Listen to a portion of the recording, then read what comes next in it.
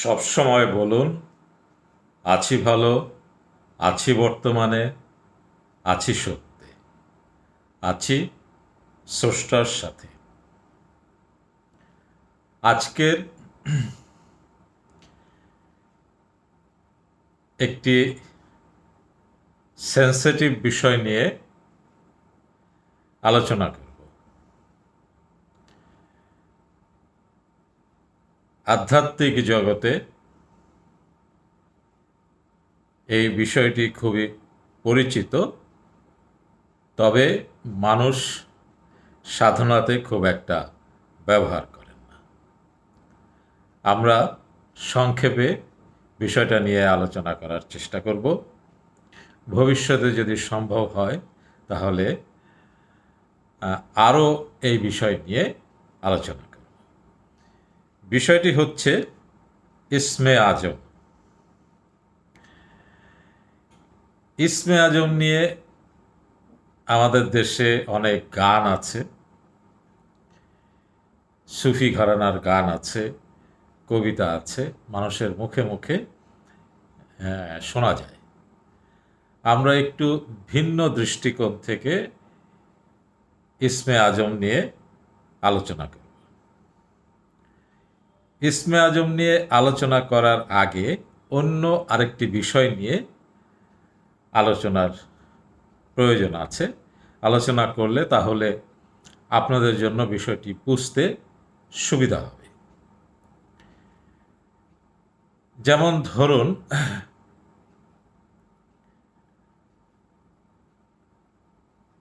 কোনো একজন মানুষ, সে মানসিক সমস্যায় আছে, এই মানসিক দ্বন্দ্বে ভুগছে বা মনোবৈকল্যে ভুগছে, অর্থাৎ মানসিক বিষয়ে সে কোনো না কোনো সমস্যার মধ্যে আছে। এখন ধরুন, খাজা মঈনুদ্দিন চিশতি এই বিষয়ের উপরে তিনি বললেন যে অমুক আয়াত বা অমুক সূরা, অমুক ওজিফা পাঠ করলে আপনার মন ধীরে ধীরে সুস্থ হয়ে যাবে।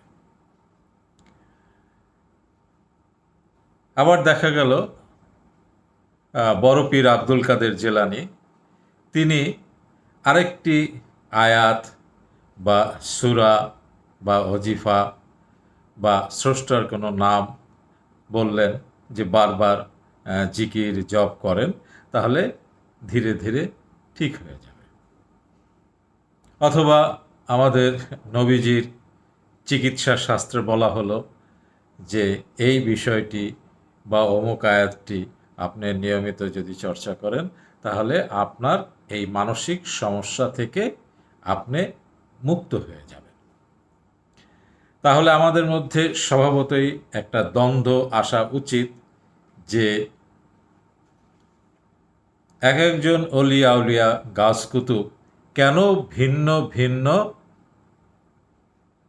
কথা বলছেন, ভিন্ন ভিন্ন দিক নির্দেশনা কেন দিচ্ছেন, এই প্রশ্নটা আমাদের মনে আসা উচিত, বা অনেকেরই এই ধরনের চিন্তা আসে।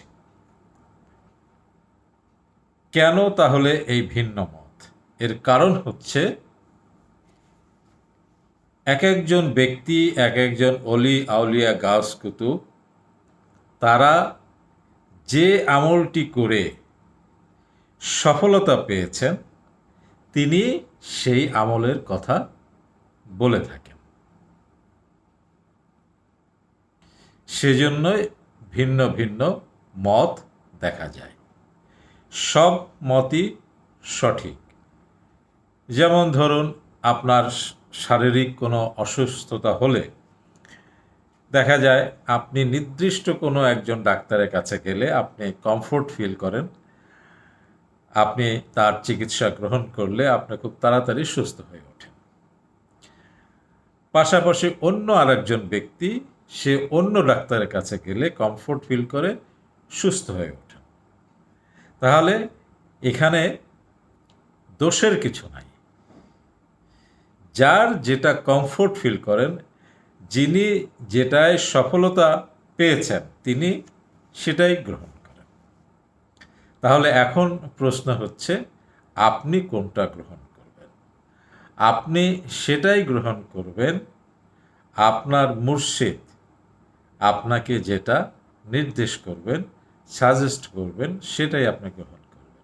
কারণ আপনার মনের অবস্থা, আপনার চিন্তা ভাবনা, আপনি কোনটা ধারণ করতে পারবেন, আপনার পছন্দ অপছন্দ, আপনার প্রশিক্ষক, আপনার মেন্টর, আপনার মুর্শিদ সেটা বোঝেন, সেইভাবেই আপনাকে তিনি গাইড করবেন।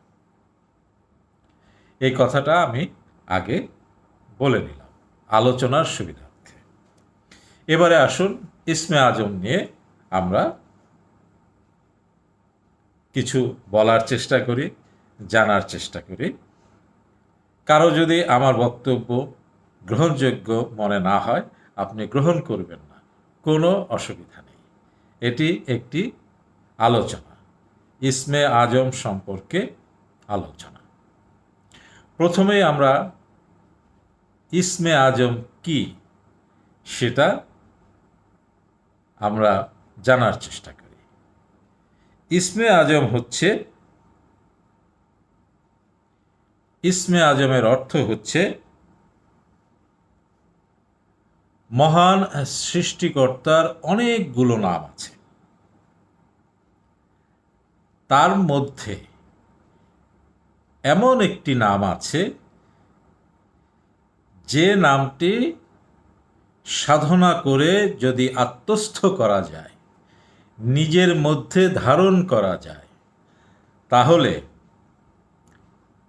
ওই নামকে স্মরণ করে আপনি যে দোয়া করবেন, আপনার মনে যে ইচ্ছা জাগ্রত হবে, সেটা সৃষ্টিকর্তা আপনার জন্য পূরণ করে দেবেন। একেই বলে খুব সহজ ভাষায় ইসমে আজমের অর্থ। আমি আবার বলছি, ইসমে আজম হচ্ছে মহান সৃষ্টিকর্তার যে নামগুলো আছে, তার মধ্যে এমন একটি নাম আছে যে নামটি আপনি সাধনা করে জিকিরের মাধ্যমে আপনি যদি আপনার ভিতরে, অর্থাৎ আপনার অবচেতন মনের মধ্যে, আপনার রুহের মধ্যে আপনি ধারণ করতে পারেন একাগ্র চিত্তে, তাহলে ওই নামের বদৌলতে আপনি যা ইচ্ছা পোষণ করবেন, সৃষ্টিকর্তা আপনার সেই ইচ্ছার সাথে সাড়া দেবেন। একেই বলে ইসমে আজম। তাহলে আপনি বুঝতে পারছেন যে ইসমে আজমের সাথে ধর্মের একটা সম্পর্ক আছে। কারণ ইসমে আজমের সাথে স্রষ্টার সম্পর্ক আছে।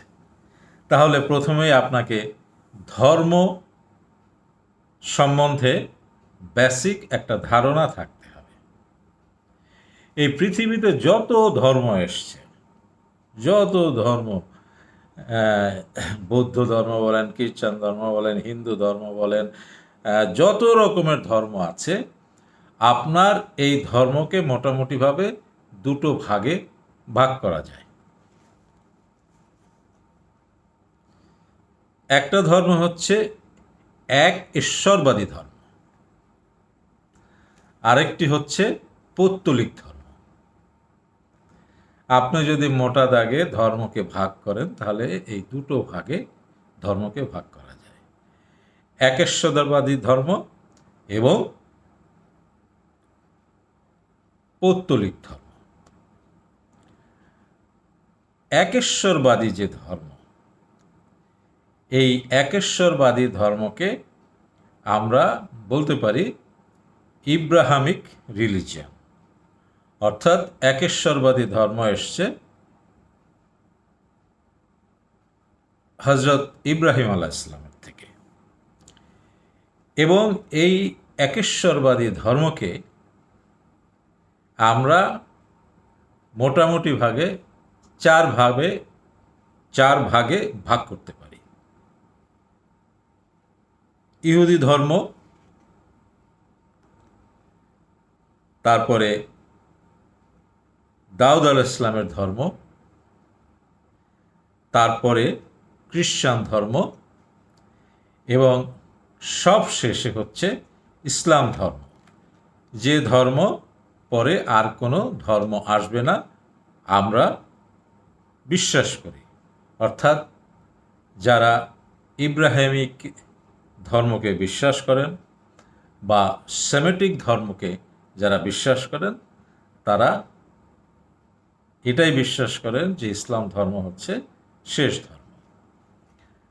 তো যাই হোক, আমরা যে এই চারটি ধর্মকে দেখছি, ইহুদি ধর্ম, তারপরে দাউদ আলাইহিস সালামের ধর্ম, দাউদ আলাইহিস সালামের ধর্ম এখন পৃথিবীতে খুব সম্ভবত এক্সিস্ট করে না, তারপরে খ্রিস্টান ধর্ম, সবশেষে ইসলাম ধর্ম। আমরা যদি ইতিহাসের প্রেক্ষাপটে ইসমে আজমকে যদি আমরা দেখি, তাহলে আমরা দেখব যে ইহুদি ধর্মে একজনের নাম পাওয়া যায়। তিনি দীর্ঘদিন ধরে সাধনা করে করে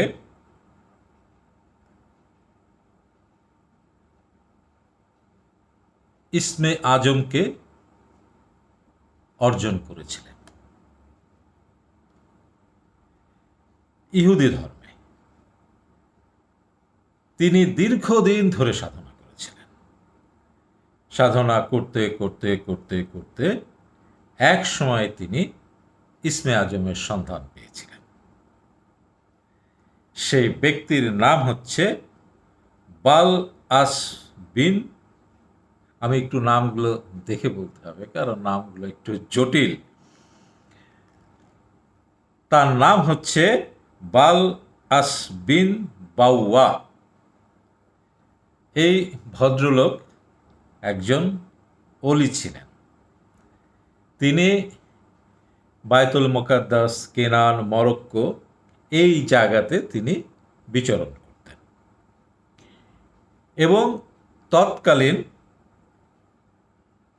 রাজারা তার কাছ থেকে, অর্থাৎ বাল আম বিন বাওয়ার কাছ থেকে বিভিন্ন রকমের ভবিষ্যৎবাণী, বিভিন্ন সমস্যার সমাধানের পথ নির্দেশ তার কাছ থেকে জানতে চাইতেন।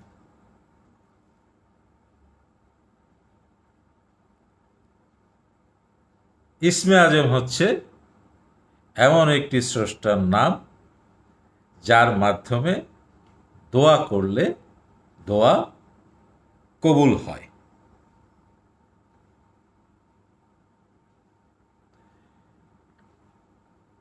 যুগে যুগে মানুষ এই বিশ্ব ব্রহ্মাণ্ডের রহস্যের সাথে সংযোগ স্থাপন করার চেষ্টা করেছেন,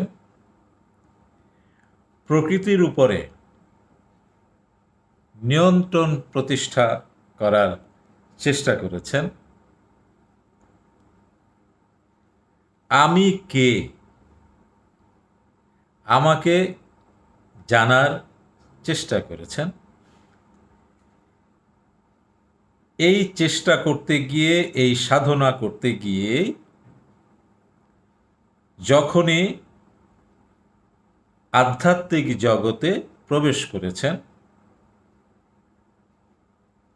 তখনই এই ইসমে আজমের প্রয়োজন হয়েছে। যিনি এই ইসমে আজম পেয়েছেন, তিনি এই মহাবিশ্ব ব্রহ্মাণ্ডের সাথে সংযোগ স্থাপন করতে পেরেছেন। এখানে বাই দ্য বাই একটি কথা বলে নেওয়া দরকার, সেটা হচ্ছে আমি যে শক্তির কথা বললাম, প্রত্যেকটি জিনিসেরই একটা পজিটিভ দিক আছে, একটা নেগেটিভ দিক আছে। এটা কিন্তু আপনাকে মনে রাখতে হবে। শক্তির সাধনার জগতেও পজিটিভ দিক আছে, নেগেটিভ দিক আছে।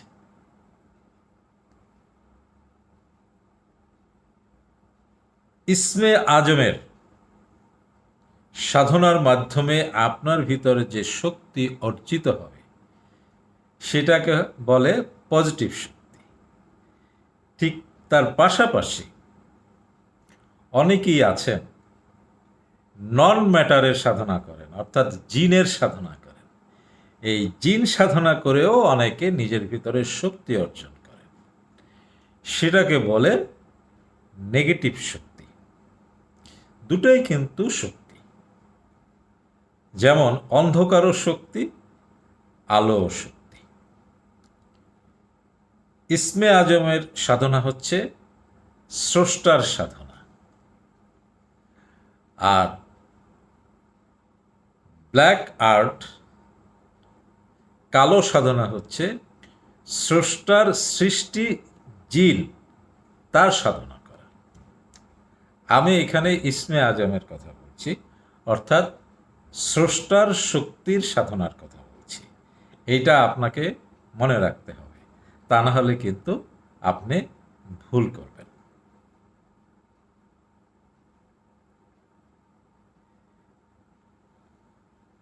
এই ইসমে আজমের সাধনা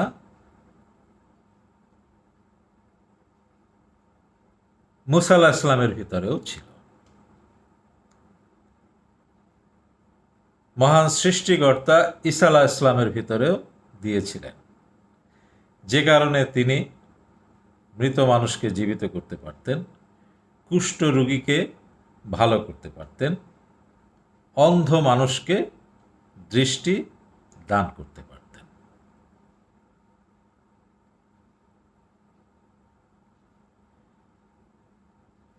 ফেরেশতাদের রাজা, ফেরেশতাদের রাজা কে ছিলেন? আজাজিল ছিলেন। এই আজাজিল দীর্ঘ সময় ধরে সাধনা করে করে করে করে ইসমে আজমের শক্তিকে ধারণ করেছিলেন।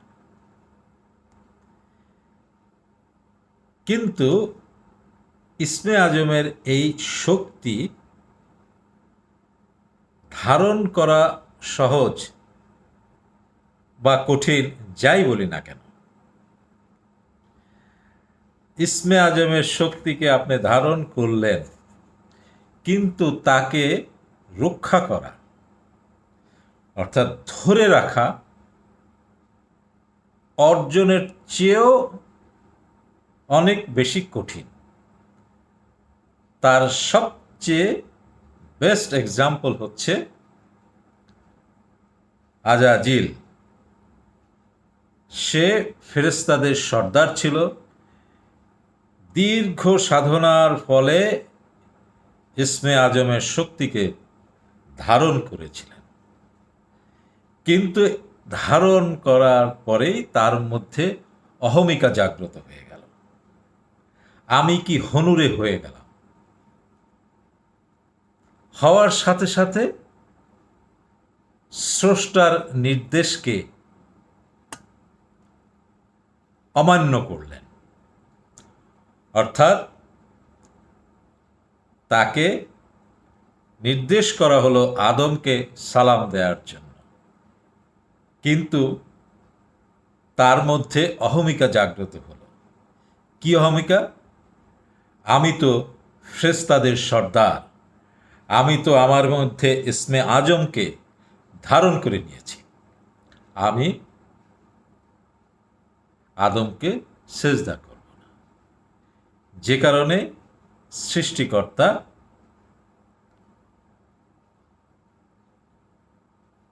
আজাজিলকে ইবলিসে পরিণত করলেন, শয়তানে পরিণত করলেন। ওই শয়তানেরও মানুষ সাধনা করে, জিনের সাধনা করে। আর ইসমে আজম হচ্ছে স্রষ্টার সাধনা। আমি আরও পরিষ্কার করে দিলাম আপনাকে বিষয়টাকে। তাহলে আজাজিল কি করলো? সাধনার মাধ্যমে ইসমে আজমকে অর্জন করল, বিশেষ ক্ষমতাকে সে অর্জন করল।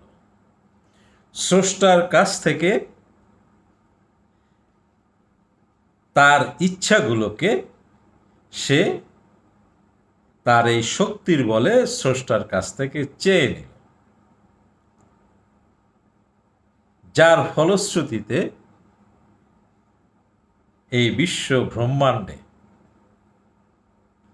ইবলিস বিশেষ ক্ষমতা নিয়ে বিচরণ করছে। তাহলে বুঝতে পারছেন ইসমে আজমের কত বড় শক্তি। প্রথমেই বলেছিলাম যে এক একজন অলি আউলিয়া তিনি সাধনা করে যে আমলে, যে নামে, যে জপে সফল হয়েছেন, তিনি সেটাকেই রিকগনাইজ করেছেন, সেটাকেই তার ভক্তদের মাঝে প্রচার করেছেন। ইসমে আজমের ক্ষেত্রেও ঠিক তেমনি দেখা যায় যে এক একজন অলি আউলিয়া গাউস কুতুব এক এক রকমের কথা বলে গেছেন, কিন্তু প্রকৃত অর্থে কোনটি ইসমে আজম আজ পর্যন্ত কেহ বলতে পারেননি। সাধনার মধ্য দিয়ে বিভিন্নভাবে সাধনা করে করে, বিভিন্ন স্রষ্টার নাম সাধনা করে করে, বিভিন্ন সূরার সাধনা করে করে, কারণ সূরার মধ্যেও কিন্তু স্রষ্টার নাম আছে, করে করে যার যেটার ভিতরে ক্লিক করে গেছেন তিনি সেটার সাধনা করে গেছেন। মূল বিষয় হচ্ছে এটি। সেজন্যই এক একজনের কাছে ইসমে আজম এক এক রকমের। আমি দু একটি উদাহরণ আপনাদের সামনে দেই বোঝার সুবিধার জন্য। যেমন ধরুন, আমি একটু দেখে বলি কারণ এগুলো মনে থাকে না। যেমন ধরুন, আসমা বিন ইয়াজিদ রাদিয়াল্লাহু তাআলা আনহু থেকে জানা যায় যে আমাদের রাসূলুল্লাহ নবীজি বলেছেন যে সূরা বাকারার 163 নম্বর আয়াত এবং সূরা আল ইমরানের 1 নম্বর আয়াতের ভিতরে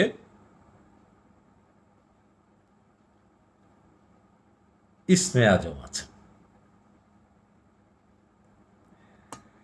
আসমা বিন ইয়াজিদ রাদিয়াল্লাহু তাআলা আনহু তিনি বলেছেন যে আমাদের প্রিয় নবীজি বলেছেন সূরা বাকারার 163 নম্বর আয়াত অথবা সূরা আল ইমরানের 1 নম্বর আয়াতের মধ্যে ইসমে আজম আছে। তাহলে আমরা জেনে গেলাম। এছাড়াও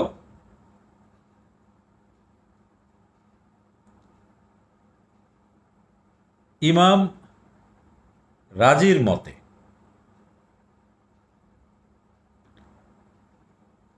আল্লাহ তাআলার নাম, আল্লাহ তাআলার 99টি নাম আছে, 99টি নামের মধ্যে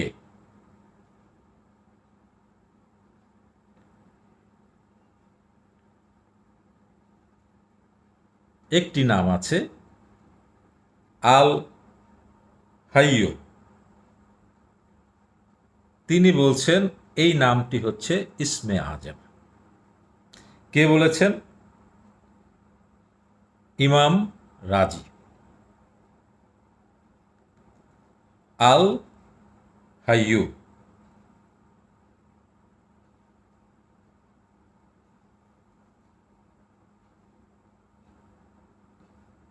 এছাড়া আরেকটি নাম পাওয়া যায়,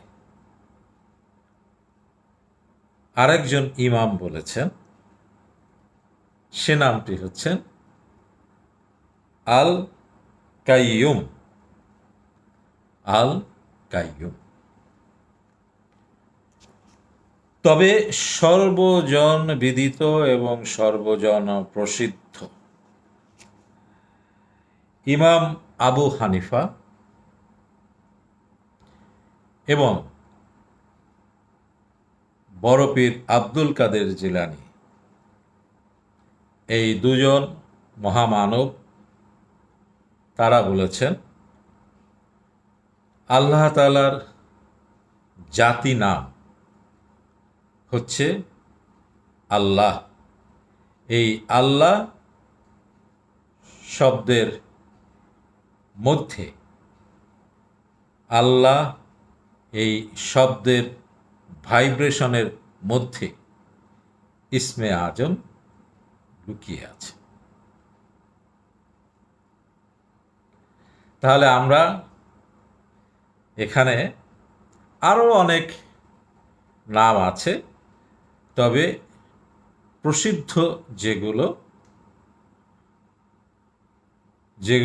যে নামগুলো সাধনা করে মানুষে আলোকিত হয়েছেন, আমি সেই নামগুলো আপনাদের সামনে বললাম। প্রথমে বললাম সূরা বাকারার 163 নম্বর আয়াত, আল ইমরানের 1 নম্বর আয়াত, আল্লাহর সিফাতি নাম।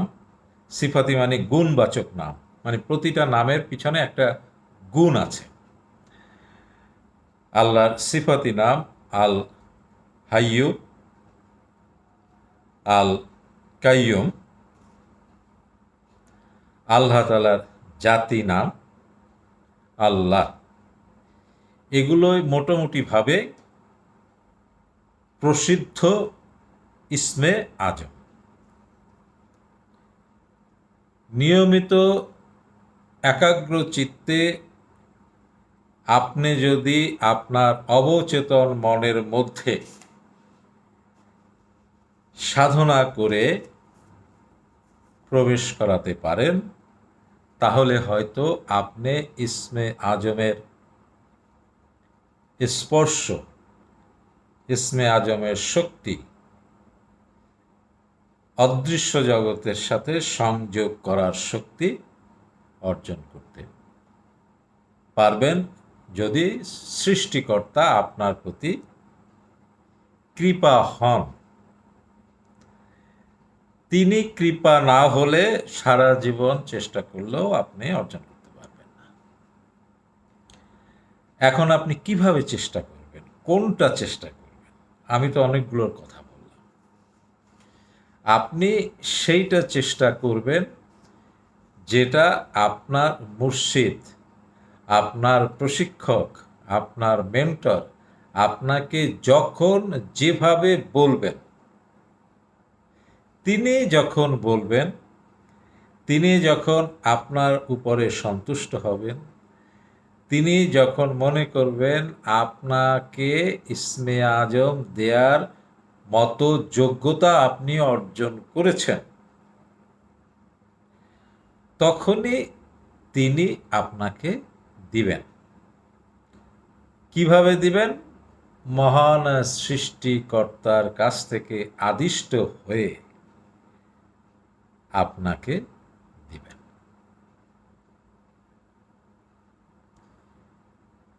কিভাবে আপনি সাধনা করবেন, কিসের সাধনা করবেন, কোন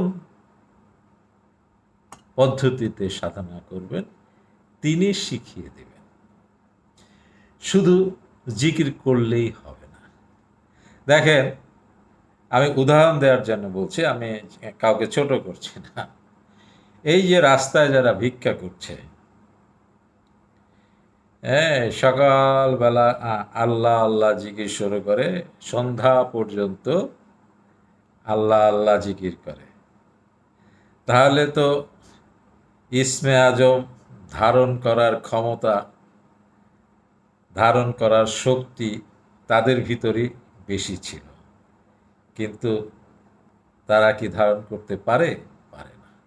তার কারণ, তার জন্য বিশেষ পদ্ধতি আছে, নিয়ম কানুন আছে, সময় আছে, যেগুলো আপনার মুর্শিদ যদি জেনে থাকেন। খালি মুর্শিদ হইলেই হবে না, মুর্শিদ হইলে হবে না, কারণ আপনার মুর্শিদ যদি জিনের সাধনা করে, ওই শয়তানি জিনের সাধনা করে, তাহলে কিন্তু হবে না। তাহলে কিন্তু ওই জিনিস পাবেন, আপনি নেগেটিভ জিনিস পাবেন, ইসমে আজম পাবেন না। যিনি প্রকৃত অলি, প্রকৃত পীর, প্রকৃত মুর্শিদ যদি হয়, তাহলেই তিনি কিছুটা হলেও ইসমে আজমের স্বাদ আপনার,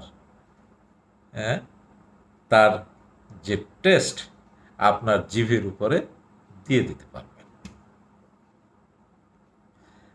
আজকাল ওই যে আগানে বাগানে আনাচে কানাচে কত পাওয়া যায় না আজকাল পীর সাহেব।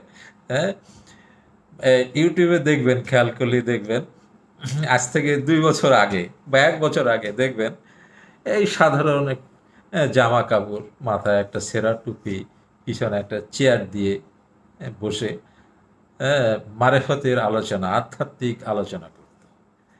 তারপর 2 মাস পরে দেখা গেল সুন্দর একটা পাঞ্জাবি, সুন্দর একটা কিস্তি টুপি মাথায় দিয়ে আলোচনা শুরু করলো। তারপরে 2 মাস পরে দেখা গেল পিছনে একটা সুন্দর নকশা করা চেয়ার, হ্যাঁ, গলায় একটা মালা, মাথায় একটা পাগড়ি দিয়ে আধ্যাত্মিক আলোচনা শুরু করল। তারপরে কিছুদিন পরে দেখা গেল তার সামনে সব ভক্তরা বসে আছে, সবাই তার গলায় মালা দিচ্ছে, মালা দিচ্ছে, আর তিনি সারাদিন নামাজকে নিয়ে গালাগালি করতেছে, নামাজ নিয়ে গালাগালি, হজ নিয়ে গালাগালি। মানে ইসলাম ধর্মের যত রকম নিয়ম কানুন আচার আছে সব কিছু নিয়ে গালাগালি করে, শুধু তারটাই হচ্ছে সহি। 1400 বছর ধরে ইসলাম ধর্ম নিয়ে যত গবেষণা হয়েছে, কোরআন নিয়ে যত গবেষণা হয়েছে, হাদিস নিয়ে যত গবেষণা হয়েছে, সবই হচ্ছে মোনাফেক, সবই হচ্ছে মোয়াবিয়া, সবই হচ্ছে ইয়াজিদ। আর উনি যা বলতেছেন ওইটাই হচ্ছে সহি, একেবারে সহি। মানে ওইখানে যদি আপনি ঢোকেন, তাহলে একেবারে আল্লাহর কাছে বিনা টিকিটে আপনি চলে যেতে পারবেন। খবরদার, খবরদার, এদের পাল্লায় যদি আপনি পড়েন, ইসমে আজম টাজম কিচ্ছু হবে না। আপনার পকেটে টাকা পয়সা সব শেষ হয়ে যাবে, তারপরে শার্টও খুলে দিতে হবে, প্যান্টও খুলে দিতে হবে, তারপরে জীবনের শেষ পর্যায়ে এসে দিগম্বর হয়ে বাড়ি ফিরে যেতে হবে। আর আল্লাহর দিকে তাকিয়ে বলতে হবে, আল্লাহ তুমি আমার ভাগ্যে এই লিখেছিলে? আচ্ছা, যদি লিখেই থাকো তাহলে শুকুর আলহামদুলিল্লাহ। সেজন্য আপনাকে বুঝতে হবে, প্রকৃত সুফিজম হচ্ছে রুহানি শক্তির চর্চা, রুহের চর্চা।